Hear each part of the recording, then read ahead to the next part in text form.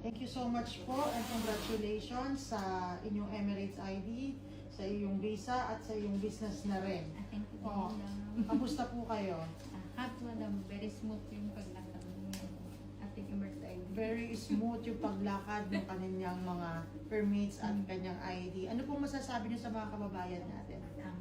Mababait sila, tapos very, sila supportive.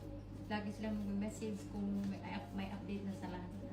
Lagi pong updated lahat. Ngayon po, ano nasabi niyo po sa mga customer service natin, mga sales representative natin? Sila, madam. Thank you so much, madam. Kahit makulit ako.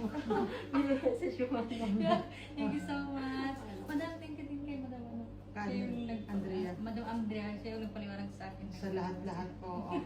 Thank you so much po sa pagtitiwala sa Yes Pinoy Pro. Yes, At highly recommended po pa sa mga Yes, kababayan. Lagi ako nag-ano sa mga kasama ko, sabi ko, doon na kayo sa amin kasi meron ako nakilala sa sa train, sabi niya, nakauwi na daw yung nanay niya. Sa sabi ko, sa anong agency siya kumuha sa Yes Pinoy Pro. O, diba? Very smooth naman pag dire-diretso. Uwi, balik-balik lang kahit sa No. Pilipinas. Salamat po sa pagtitiwala. Pero wala pa siyang Emirates ID, yung pink, stamping. Stamping pa lang. Oo, tapos pinadala niya daw yung Emirates niya, nakabalik na. Ang galing, di ba? Kasi Yes, Pinoy Pro lang nakakagawa niya. Ayan mo.